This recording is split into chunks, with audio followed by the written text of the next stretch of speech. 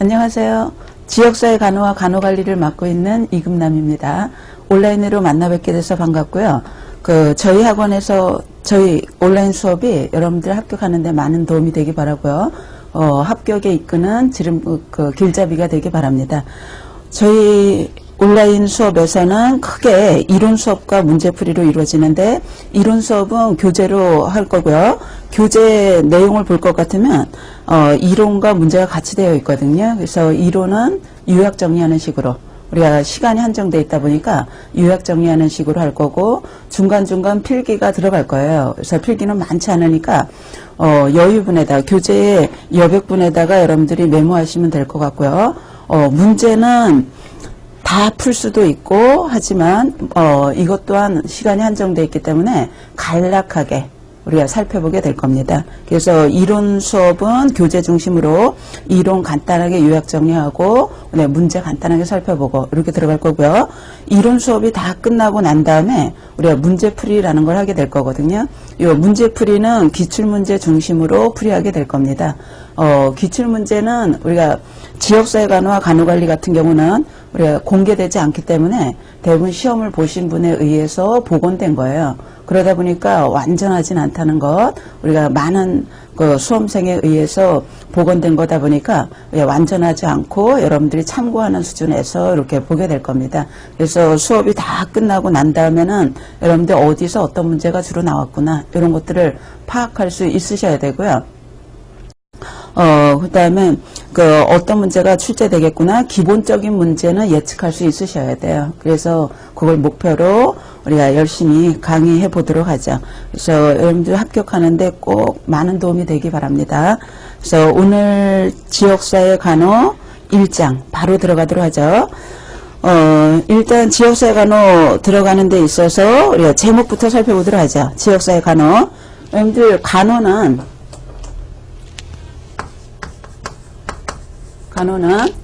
대상자에 따라서 임상에, 즉 병원에 입원해 있는 환자를 간호하는 임상간호가 있고요. 임상간호가 있고, 지역사회에 살고 있는, 병원 밖에 있는 지역주민을 대상으로 하는 지역사회 간호, 이렇게 나눌 수 있죠. 그래서 크게 임상간호와 지역사회 간호 이렇게 나눠집니다. 지역주민을 대상으로 한다면 다 지역사회 간호로 포함될 수 있기 때문에 지역사회 간호는 임상간호보다 훨씬 광범위한 과목이다, 이렇게 볼 수 있어요.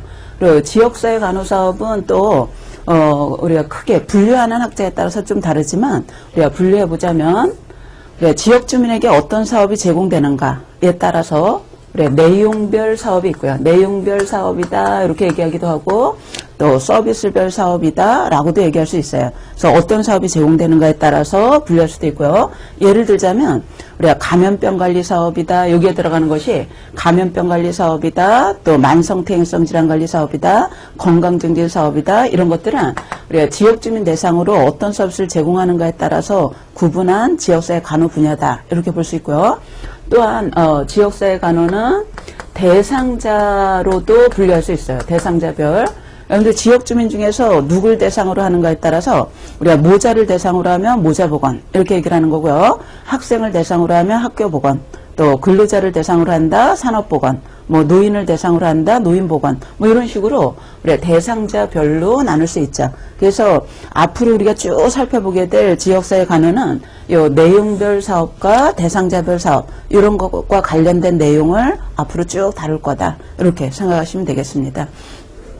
그러면 1장 또 들어가기 전에 우리가 공부할 때 요 목차를 한번 쭉 보시면은 여러분들이 이 내용에서 어떤 걸 다루겠구나 이런 것들을 개괄적으로 알 수 있거든요. 그래서 첫 시간이기 때문에 우리가 목차를 한번 쭉 살펴볼까요? 1장에서는 지역사회 간호 이해라고 해서 여기서는 지역사회 보건과, 우리가 지역사회 보건이라는 것이 간호보다 더 큰 거예요. 여러분들 이 간호보다 더 큰 바운다리에 있는 것이 우리가 보건학이거든요. 보건학은 건강을 추구하는 학문은 다 보건학이라고 합니다. 지역주민을 대상으로 건강을 추구하는 학문은 우리가 지역사회 보건학이라고 그러거든요. 그래서 지역사회 보건에 대한 개념도 간단하게 살펴볼 거고요.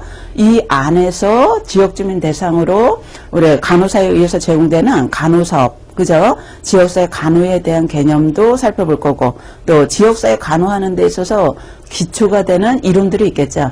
요 기초 이론을 우리가 1장에서 쭉 살펴보게 될 거예요. 그래서 1장이 끝나고 난 다음에는 우리가 보건학에 대한 개념, 또 지역사회 간호에 대한 개념, 그리고 지역사회 간호의 기초가 되는 이론, 그죠? 어떤 이론을 기반으로 해서 지역사회 간호 사업이 이루어지는가, 이런 것들을 여러분들 쭉 이해를 하셔야 될 거고요.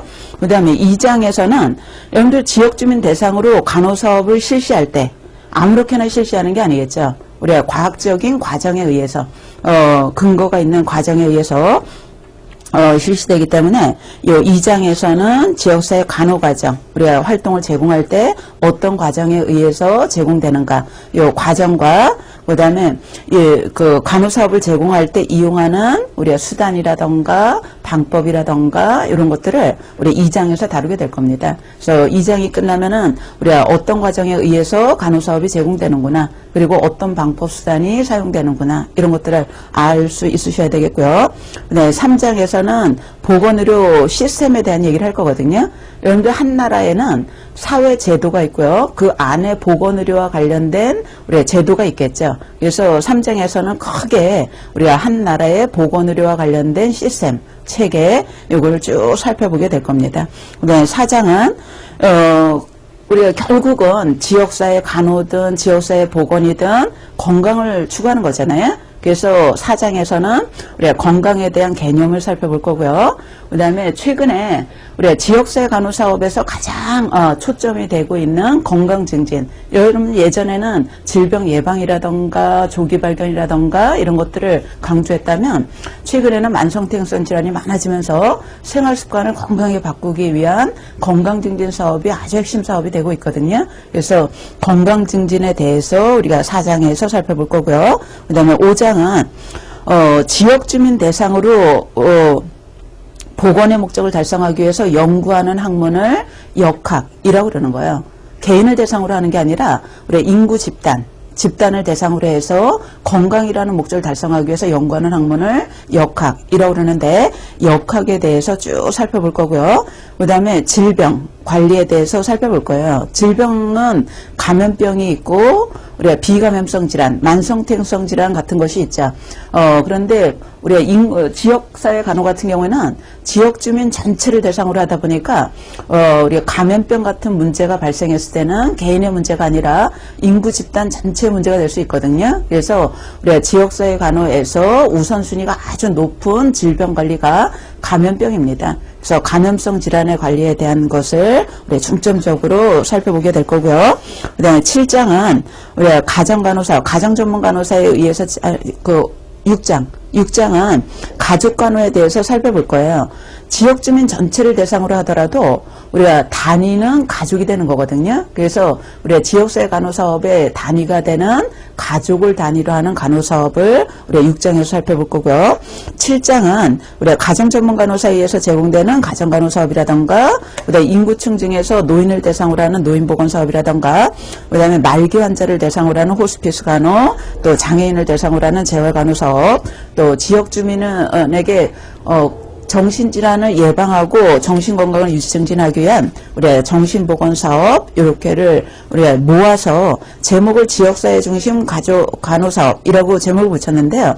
이 제목은 큰 의미는 없습니다. 그래서 이러이러한 내용을 우리가 다룰 거다는 거고요. 그 다음에 8장에서는 우리 인구 중에서도 영유아하고 모성을 대상으로 하는 보건사업이 모자보건이겠죠. 모자보건사업에 대해서 다룰 거고요. 그 다음에 9장은 인구와 가족계획이라고 해서, 여러분들 우리나라는 1960년대 이후부터 가족계획 사업을 도입해서 지금도 가족계획 사업을 실시하고 있죠.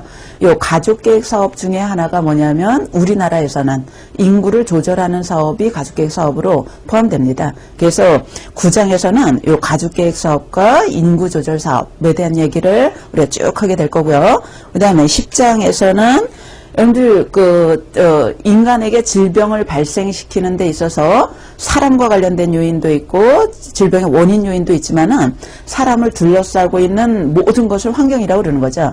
환경 요인 중에서 인체 질병에 간접적으로 영향을 주는 요인들이 있습니다. 그래서 요 10장에서는 사람을 둘러싸고 있는 환경이 인간의 질병 발생에 간접적으로 영향을 주는데 요 환경에 대한 내용을 우리가 쭉 다루게 될 거고요. 우리가 환경이라는 것이 질병 발생과 인간의 질병 발생과 어떤 관련성이 있고 어떻게 작용하는가 요 환경 보건에 대한 얘기를 쭉 다루게 될 거고 그다음에 11장에서는 근로자를 대상으로 하는 우리의 산업보건사업 그다음에 12장은 학생을 대상으로 하는 학교보건사업 그다음에 마지막으로 13장에서는 지역사회에서 하는 간호사의 활동이 간호 서비스를 제공할 수도 있고 여러분들 서비스를 제공한다는 것이 간호사가 대상자의 문제를 해결하기 위해서 서비스를 계획해서 제공한다는 거고요. 이 보건교육이라는 것은 간호사가 문제 해결하려고 그러는 게 아니라 보건에 관해서 즉 건강에 관해서 대상자에게 교육함으로써